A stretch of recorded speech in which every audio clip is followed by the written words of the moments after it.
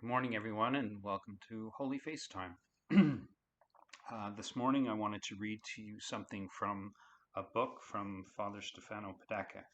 It's called The Holy Face in the documents of the Church, and it's just a magnificent book on the Holy Face, the devotion to the Holy Face, history of the Holy Face. Like I said, it's just loaded with information. So anyway, what caught me this morning was I was reading about Saint Francis of Assisi at the moment of his death. So here I'll take you in the story right now. We are on the Mount of Laverna, where he and the poor man received the stigmata on hands, feet, and side, and he contemplates the ecstasy of the face of the crucified. And thence he writes on a parchment to Brother Leo that which he always carries on his heart, the patriarchal benediction of the Old Testament inscribed in large letters. He writes, "The Lord bless thee and keep thee.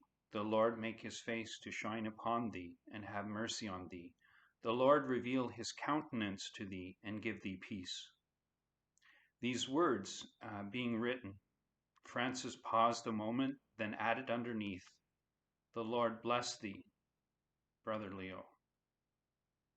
Then at the bottom he signed the cross of the Old Testament, not his name, the letter T, the Tau, placed above the human skull on the hill of Golgotha, like a picture of Christ's victorious death. The fact here is very significant if one considers that before dying, Francis invokes the Holy Face, the blessing of the Lord's countenance on all his sons, represented in that moment by the faithful, inseparable Brother Leo. Isn't that remarkable? Just like our Lord did on the cross, looking down at his mother and his faithful disciple, John.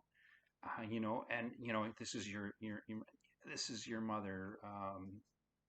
Mother, this is your son, right? And so here he is, St. Francis, delivering this message of the Holy Face to Brother Leo for all of the Franciscans, in his place, or in Brother Leo's place.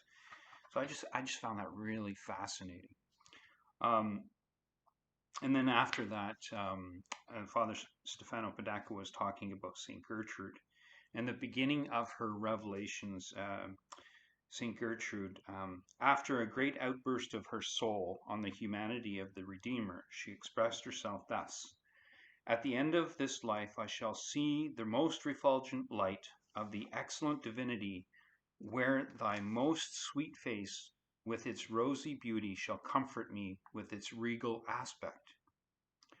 She had only been professed for a year, and she was therefore disposed to commemorate this anniversary, and she placed herself at the crucified and heard the voice of Christ: "Gaze at me, O my dove, see who I am the land of the angels, beautiful in aspect, I am the selfsame splendor of the divine Son." Wow. So, and then Gertrude was delighted with these words of Jesus, and she responded, "Illuminate me with the rays from thy face, so that my shadows may become as noonday in thy sight." Therefore, with a style all her own, she was called the strong woman. And she said, listen to her absorption in the beauty of that divine face.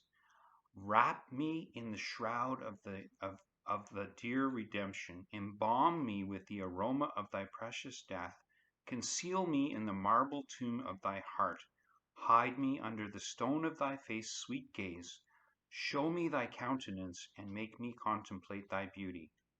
Behold, thy face is grave and seemly, irradiated with the beautiful dawn of divinity. In thy cheeks blooms its miraculous manner, Alpha and Omega. In thy eyes burns its inextinguishable, the heights of eternity. There the salvation of my God shines to me as a lamp. There with luminous chastity shines beautiful charity. Milk and honey are distilled upon me from thy mouth. Oh, wow. This is it's just incredible, these words. You can just, you can contemplate on these words of St. Gertrude for, uh, for forever. It just seems like, wow. Just, so anyway, I just thought I'd share that little bit with you this morning, and hopefully encourage you, and wishing you all a blessed Lent, and seek His face. Bye now. God bless.